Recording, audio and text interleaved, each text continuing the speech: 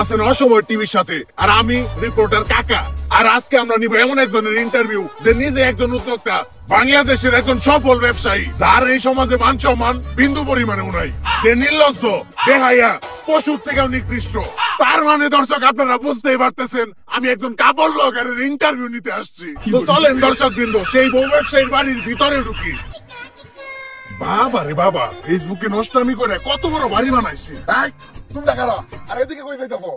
Uncle আমরা interview নিতে যাইতেছি। বাসার মেন গেটে লেখা দেওয়া নাই যে এই বাসায় কুত্তা আর ফেসবুকের হলুদ সাংবাদিক প্রবেশ নিষেধ?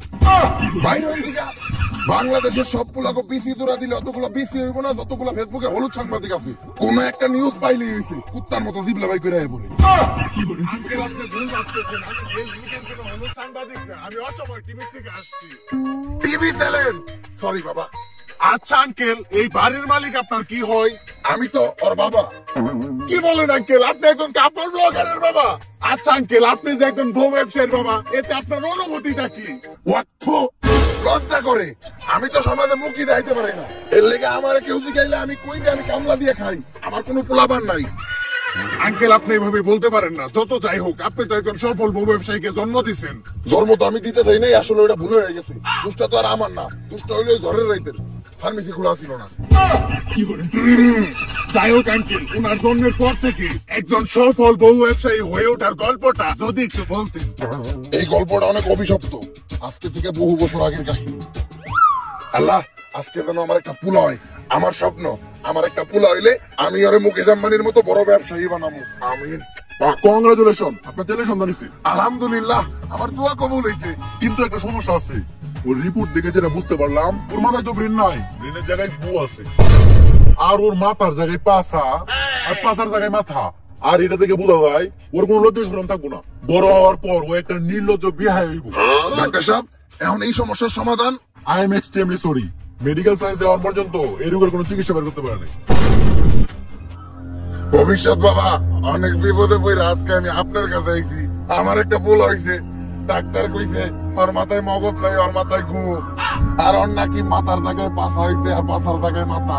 এর লেগে ওর নাকি কোনো লজ্জা শরম থাকবো না। আমার স্বপ্ন হইলো আমি আমার পোলারে বড় একটা ব্যবসায়ী বানাবো।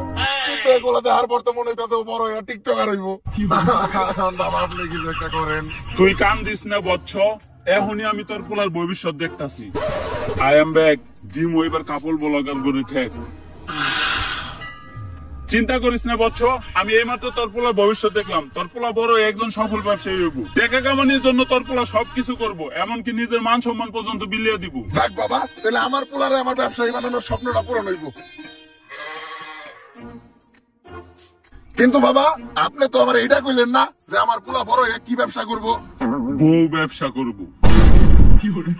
যতটুকু কইছি আমি আর কইতে পারবো না। ওরে ধর্ম দিয়ে আমি এক পাপ করছি, ওর কাহিনী কইয়া আমি আর পাপ কামাইতে চাই না। আস্তাগফিরুল্লাহ, নাউযুবিল্লাহ। পোলাপান বলে এত খারাপ হয়? কাপড় ব্লগার গো নাম মুহে নিছি, এখন যে আবার আমার উযু করতে হইব। আস্তাগফিরুল্লাহ, নাউযুবিল্লাহ। দর্শক, একজন বউ ব্যবসায়ীর বাকি সফলতার কাহিনীটা আমরা তাদের মুখ থেকেই শুনবো। চলেন দর্শক, আমাদের মাঝখানে আছে দেশের সবচাইতে স্বনামহীন বিশিষ্ট বউ ব্যবসায়ী সম্রাট। আমাদের লজ্জা শরম নাই, তাই আমরা বউ ইচ্ছা খাই।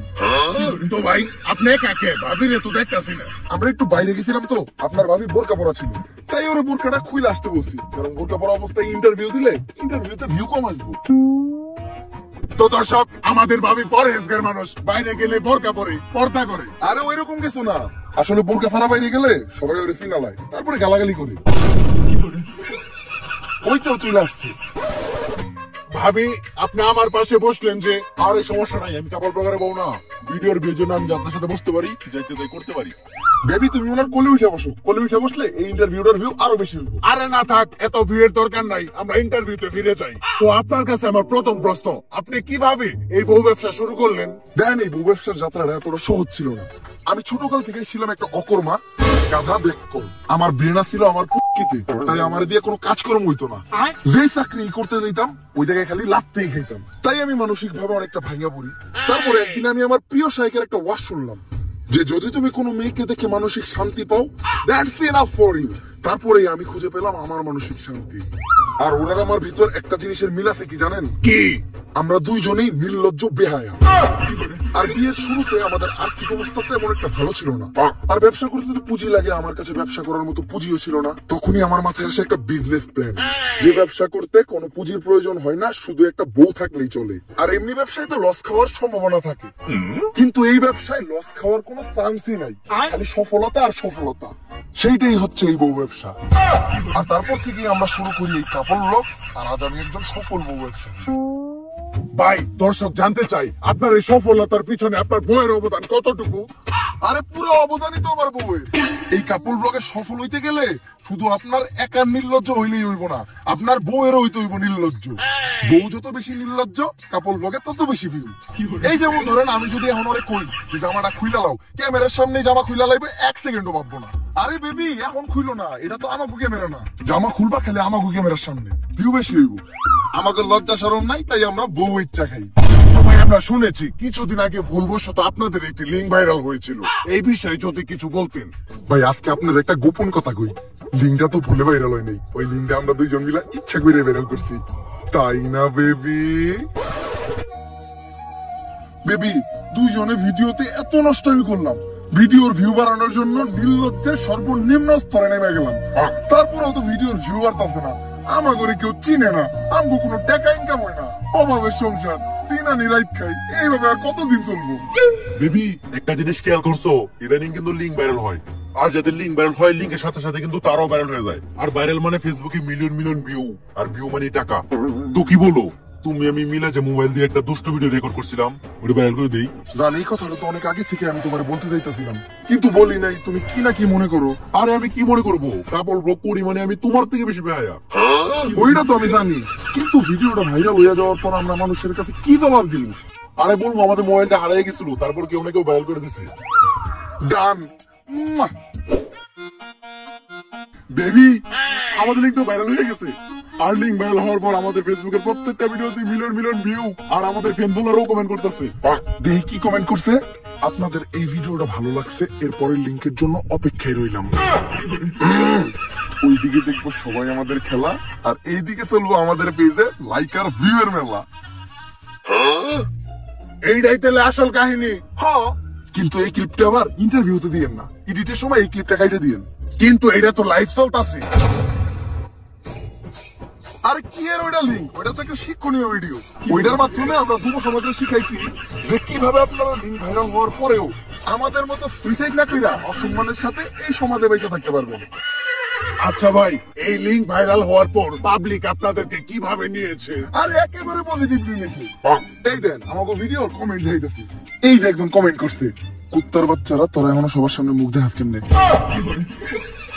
আরে এটা তো আমাকে হেটার, আপনি এর পরের কমেন্টটা বলেন।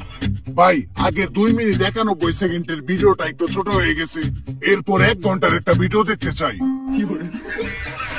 এই আপনি পরবর্তী প্রশ্ন নেন।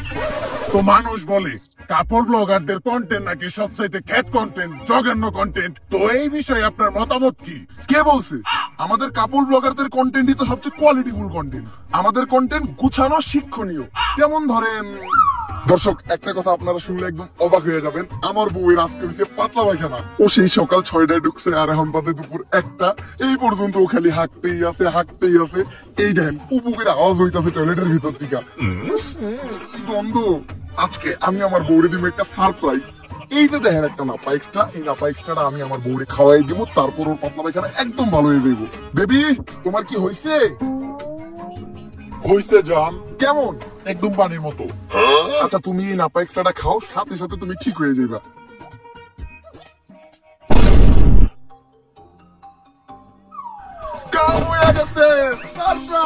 আপনারা ভাবতেছেন যে অজ্ঞানে পুইরা গেল কে, আসলে ও অজ্ঞানে পুইরা দেয় নাই। এই প্যাকেটে নাপা এক্সট্রার বদলে ছিল একটা ঘুমের ওষুধ। এইটা ছিল আপনাদের জন্য একটা সারপ্রাইজ। এখন এই ঘুমের ওষুধ খাওয়ার পর ও আরামে ঘুমাইবো, আর ঘুমানোর পর মানুষের টয়লেটে যাওয়ার কোনো চিন্তা থাকে না, তাই ওর পাতলা পায়খানা একদম সমাধান। এই ভিডিওটা যদি ভালো লাগে ফটাফট লাইক, কমেন্ট আর ফলো দিয়ে দেন পেজটা। আসলে আপনাদের কন্টেন্ট অনেক কোয়ালিটিফুল, বুঝি না মানুষ সহ্য করে কেমনে। এই আপনি পরবর্তী প্রশ্ন করেন। আচ্ছা ভাই, আমি যতটুকু শুনেছি আপনাদের প্রত্যেকটি কন্টেন্টই নাকি স্ক্রিপ্টেড, এই কথাটা কতটুকু সত্য? এইটা একদম ভুল কথা। আমরা কোনো স্ক্রিপ্টেড ভিডিওই বানাই না। দৈনন্দিন জীবনে আমাদের সাথে যা ঘটে ওইটাই আমরা ভিডিওর মাধ্যমে তুইলা ধরি। যেমন ধরেন, একদিন আমার বউয়ের পশ্চাৎ দেশে একটা ঘুটা হয়েছিল। গাইস, আপনাদের ভাবির জন্য আপনারা সবাই দোয়া করবেন। আপনাদের ভাবির পশ্চাৎ দেশে একটা গুটা হইতে। এই আমার গুলো তো অনেকদিন আগে ভালো হয়ে গেছে গা। আরে ভিডিও বানাইতাছি। ও ব্যথা, আমার বাঁচাও। এই দেখেন, আপনাদের ভাবি ব্যথায় কাতরাইতাছে। প্রথমে গোটাটা এত ঢুকছিল, তারপরে বড় হইতে হইতে এত বড় হইতে। আপনারা যারা আপনাদের ভাবির পশ্চাৎ দেশের গোটাটা দেখতে চান, তারা 1000 কমেন্ট করেন। 1000 কমেন্ট হইলে আমি আপনাদের ভাবির পশ্চাৎ দেশের গোটাটা দেখাবো। আর গোটাটা এত ভয়াবহ রূপ নিতে। এই যে দেন, আপনাদের ভাবির পশ্চাৎ দেশের নিচে একটু আরামের জন্য পালিশ দিতে হইতে। ও ঠিক মতো বইতে পারে না, ঠিক মতো পশ্চাৎ দেশটা কোনো জায়গায় রেখে শুইতেও পারে না। তাই এখন আমরা হাসপাতালে যাবো আপনাদের ভাবির মাথার সিটি স্ক্যান করাইতে। চলেন। ডাক্তার সাহেব, রিপোর্ট ঠিক আছে তো? আমার বউয়ের বড় কোনো সমস্যা হয়নি তো? আরে না, তেমন কিছু হয় না। দেখবেন ডাক্তার কি কইলো? ওই গোটাটা ভাইটা ওই জায়গায় ইনফেকশন ছড়াই, আর ওই ইনফেকশন থেকে আমার বউয়ের ক্যান্সার হইতে। এখন আমি কি নিয়ে বাঁচবো? আরে কি এর ক্যান্সার? ছোট্ট একটা গোটা হয়েছিল, মলম লাগিয়ে দিছি, সেরে গেছে গা। আরে ভিডিওতে মারাত্মক কিছু কইতে হইব। মারাত্মক কিছু না কইলে ভিডিওতে ভিউ হইব না। আর ভিডিওতে ভিউ না হইলে আপনার ফিস দিব কেমনে? আপনার ফিসের টিয়াটা তো অন্তত এই ভিডিও থেকে উঠাইতে হইব। আচ্ছা ডাক্তার, আমার বউয়ের কি কোনো মৃত্যু ঝুঁকি আছে? আরে না। দেখছেন আপনারা ডাক্তার কি কইলো?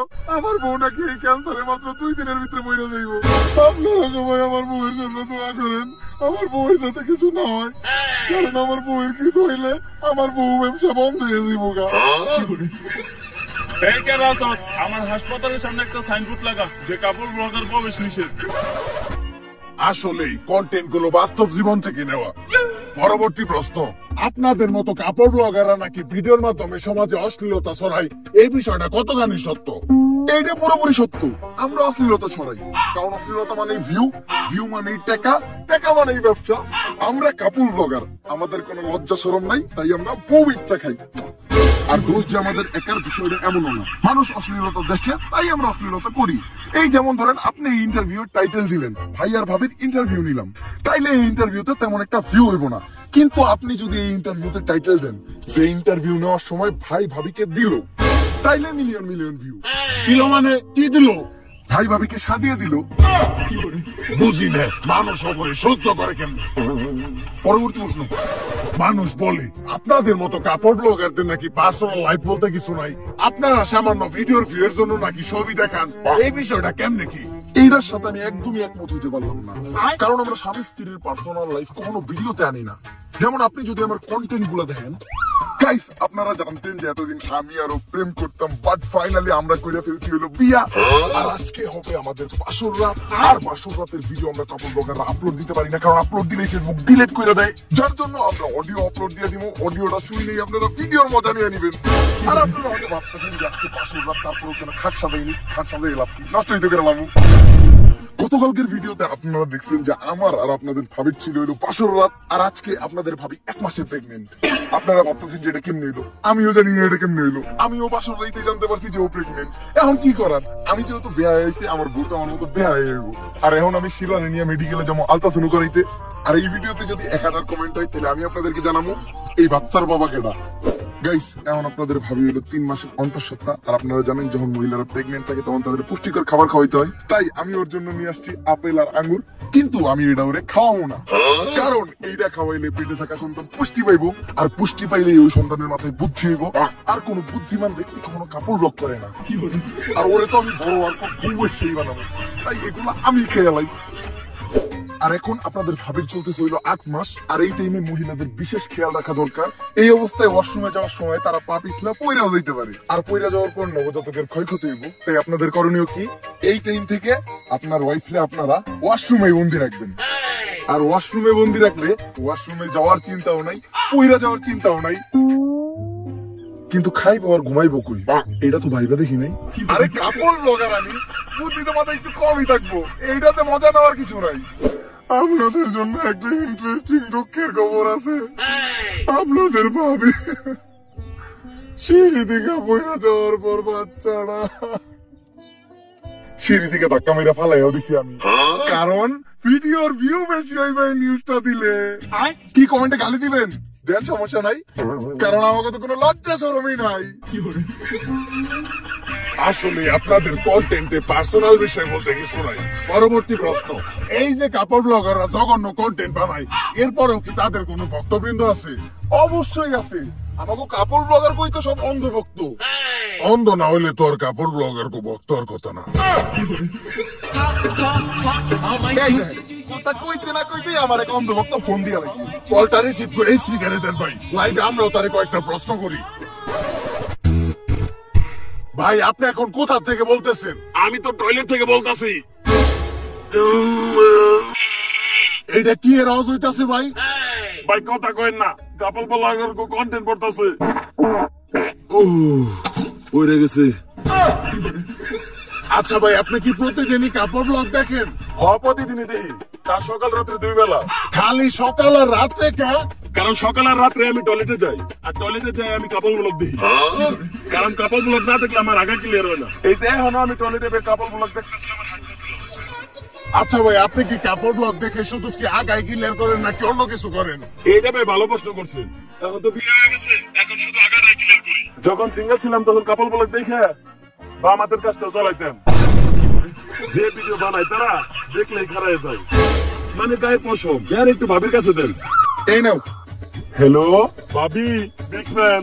কিন্তু ভাবি এটা কি ভিডিও বানাইতেছেন দেখে তো আগের মতো ফিল পাইলে। আরে আমরা তো চাই সব দেখা দিতে, কিন্তু ফেসবুক তো ভিডিও রিমুভ করে দেয়। আরে চিন্তার কোনো কারণ নাই, সামনে আমরা কাপড় ব্লগাররা ডাইরেক্ট ওয়েবসাইটে করবো, আর ঢুকতে ভিপিএনও লাগবে না। অপেক্ষা রইলাম, তাইলে এখন রাখি, কারণ কাপড় ব্লগ দেখে আমার বাকি আগাটা ক্লিয়ার করা লাগবো। আপনি পরবর্তী প্রশ্নে যান। আচ্ছা, আপনারা যে কাপড় ব্লগের নামে নষ্টামি করেন, আপনাদের ফ্যামিলি কেমন সাপোর্ট দেয়? সাপোর্ট দেয় মানে আমাকে কাপড় ব্লগের ক্যামেরাই তো ধরে আমার মা। আমার ক্যামেরা অন করছেন, ফ্রেম ঠিকঠাক ভাবে আইতাছে তো? বাবা তুই একটু সোজা খারা, তাহলে ক্যামেরা একটু সুন্দর লাগবো। আর বৌমা, তুমি তোমার মানদাটা বেকা করে দাঁড়াও, তাহলে পুলারা ভিডিওটা দেখে মজা পাইবো। আর তুমি ভিডিও তো উন্না পড়ছো কে? তোমার না কতবার কইছি ভিডিও করার সময় উন্না পড়বো না, উন্না ফেলাও। ভিউ একটু বেশি হইব, যত ভিউ তত টাকা। হ্যাঁ মা, এখন ভিডিও শুরু করো। আচ্ছা, এই বিষয়ে ভাবির মা কিছু বলে না? ওর মা কি কইব? আমাকে সব ভিডিওর স্ক্রিপ্ট দিতে লাগে ওর মা। আমরা কাপড় ব্লগার, তাই আমাদের সম্মান দিয়া লজ্জা দিবেন না, কারণ আমরা সম্মানের যোগ্যই না। এই তোমাদের ডায়লগ গুলা তো হইতাছে না, তোমাদের ডায়লগ গুলো আর একটু অশ্লীল হইতে হইব। কারণ যত বেশি নেগেটিভিটি তত বেশি ভিউ, আর ভিউ মানেই টাকা। আর জামাই বাবাজি, আমার এই মেয়েরে কিন্তু তোমার এমনি এমনি দেই নাই। আমার এই মেয়ের চেহারা বেচা তোমার কোটিপতি হইতে হইব। আর এই নাও তোমাদের নতুন স্ক্রিপ্ট, যত ধরনের বেহাইব না সব এই স্ক্রিপ্টে আছে। আম্মা, খালি আপনারা আমার পাশে থেকে সাপোর্ট দিছিলেন দেখা আজকে আমি একজন সফল বউ ব্যবসায়ী। পোলাপান নির্লজ্জ হওয়ার পিছনে যে বাবা মার কতটুকু অবদান থাকে, এটা শুধুমাত্র কাপড় ব্লগারদের বাবা মারে দেখলেই বোঝা যায়। আর ওরা স্ক্রিপ্ট দেয় দেখে আমাদের কাপড় ব্লগ গুলা এত ইমোশনাল হয়। আমিও তো একবার কাপড় ব্লগ দেখছিলাম, এত ইমোশনাল একদম পানি বের হয়ে যায়, কিন্তু চোখ দিয়ে না। তাইলে কোন দিয়ে কাকা? ওইটা তোমার কাকিরে যায় জিগাইও। আচ্ছা, পরবর্তী প্রশ্ন। এই যে বউ ব্যবসা করে আপনি এত সফল, তো কোথাও গেলে কাপড় ব্লগার হিসেবে মানুষ আপনাকে কেমন সম্মান দেয়? সম্মান তো প্রচুর দেয়, তাই না বেবি? প্রচুর। আজকে আমি আর আপনাদের ভাবি আসছি হইলো একটা লাইব্রেরিতে, আর লাইব্রেরিতে থাকে হইলো বই।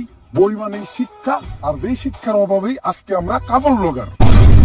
আর এই লাইব্রেরিটা আমি আর আপনার ভাবি কিনা নিমু, কারণ একটাই, আপনাদের সবার মাঝখানে শিক্ষা ছড়াই দেওয়া, যাতে ভবিষ্যতে আপনারা শিক্ষিত হইয়া শিক্ষারে কাজে লাগায় কোনো চাকরি বাকরি করে খাইতে পারেন, আমার মতো যাতে বউ ইচ্ছা না খাইতে হয়।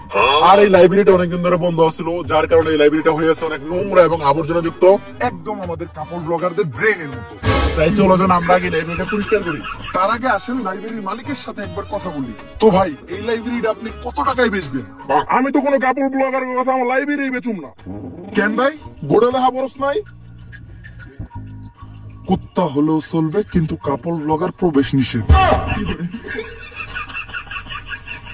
একবার খালি আমার লাইব্রেরিতে একটা কাপড় ব্লগার ঢুকছিল, তারপর থেকে আমি আমার লাইব্রেরি বন্ধ করে দিছি। আর তোরা বাবু, তোর কাছে আমি লাইব্রেরি বেচবো? নির্লজ্জ বেহায়া, বাইরে আনতে। আসলে সমাজে কাপড় ব্লগারদের প্রচুর সম্মান, সম্মানের ঠেলায় কোথাও যাইতেই পারে না, খালি গুতে খায়। পরবর্তী প্রশ্ন। মানুষ বলে কাপড় ব্লগারদের ভিউ কমে গেলে তারা নাকি ডিভোর্স বা আলাদা হওয়ার নতুন নতুন নাটক সাজায়, এই বিষয়টা কতটুকু সত্য? এইটা একটা ঠাড়া বড় মিথ্যা কথা। যারা এই ধরনের নাটক শুধু ভিউয়ের জন্য করে, তাদের মতো জঘন্য মানুষ এই দুনিয়াতে নাই। আমরা তো কোনোদিন ভিউর জন্য এই ধরনের নাটক করলাম না, তাই না বেবি? বেবি, আমাদের সব ফালতু কন্টেন্ট পাবলিক এখন আর খায় না, ভিউ কমে গেছে, সাথে ইনকামও। ভিউ বাড়াইতে চাইলে নতুন কোনো নাটক করতে হইব। সব নাটকই তো আমরা কইরা লাইছি। এই ফেসবুকে তো ইদানিং ছাড়াছাড়ি নাটক খুব চলতেছে, এটা গুলো কেমন হয়?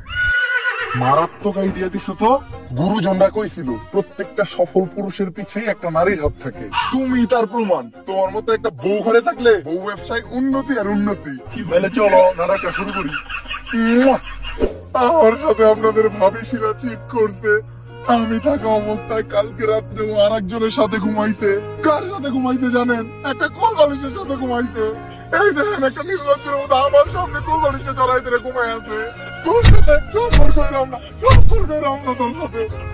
গাইস, একটু আগে আপনারা ভিডিওতে তো দেখলেন সম্রাট আমার বাইরে একবারে বস খেলেছে, আর দেখেন আমার কি অবস্থা করছে। আর আমিও টয়লেটে দাঁড়িয়ে লাইভ করতেছি, কারণ সম্রাট আমার থেকে ফেসবুক পেজ সহ সবকিছু নিয়ে গেছে। আপনারা এর একটা বিচার করুন। বেবি, তোমার লাইভ করা শেষ হয়েছে? আমাকে এই নাটকের পর তো আমরা পুরো ট্রেন্ডিং এ পড়ছি। কিন্তু মানুষ তো গালি হইতেছে, গালি দেখ ভিউ তো হইতাছে, ভিউ থেকে টাকাও তো হইতাছে। এই ট্রেন্ড থেকে যখন আবার আমরা নাইমা যাবো, তখন আবার আমরা মিল হয়ে যাবো, ওইটার ভিডিও করবো, তখন আবারও আমরা আলোচনা হিসাবে টেকাই টেকা। আর আরেকটা বিষয় খেলে আপনারই কই, আমরা ডিভোর্সন নাটক করবো কেমনে? আমরা তো বিয়ে করি নাই, লাইভ চলতেছে। কিছু কই নাই আমরা। এই পরবর্তী প্রশ্ন। এইটাই শেষ প্রশ্ন, আর এই প্রশ্নটা শুধু আমার না, পুরো বাংলাদেশে। এই যে কাপড় ব্লগ করে আপনারা এত গালাগালি খান, সমাজের মানুষের কাছে এত অপমানিত হন, অসম্মানিত হন, তারপরেও কি আপনারা সুখী? অবশ্যই সুখী। আমার তো মনে হয় এই দুনিয়াতে আমাদের মতো সুখী অন্য কেউ নাই। দর্শক, এদের দেখলেই বোঝা যায় এই দুনিয়াতে তারাই সবচাইতে বেশি সুখী, যাদের কোনো লজ্জা শরম নাই, নির্লজ্জ। আজকের ইন্টারভিউটা এই পর্যন্তই। সবাই দোয়া করেন ভাই আর ভাবির জন্য, যাতে তাদের বউ ব্যবসায় আরো উন্নতি ঘটে। দেখা হবে পরবর্তী কোন ইন্টারভিউতে। অসময় টিভি থেকে আমি রিপোর্টার কাকা। ভাই, লাস্ট একটা কথা, আমরা কাপড় ব্লগার, আমাকে লজ্জা শরম নাই, তাই আমরা বহু ইচ্ছা খাই। ক্যামেরা ট্যামেরা ঠিক মতো গুছাইছ তো? হ কাকা। ন্যারের ইন্টারভিউ নিলাম, কাপড় ব্লগার গো ফালতু পেশাল হই না, কান বাইরে রক্ত বের হইতাছে। এখন যে কানে ডাক্তার দেখাইতে হইব। কাকা, একটা সুসংবাদ আছে, আপনার প্রমোশন হয়েছে। যাই, এখন অন্তত কানের চিকিৎসার খরচটা উঠবো। আর কাকা, আমাকে অসময় টিভি আপনার ইন্টারভিউ খুবই খুশি, তাই তারা নেক্সট ইন্টারভিউর জন্য আপনারে বাংলাদেশের একজন বিখ্যাত টয়লেট ব্লগারের কাছে পাঠাইবো। ন্যারের রিপোর্টারে চাকরি করুন না। কেন কাকা? ওইটা তোর কাকি রে যায় জিজ্ঞেস।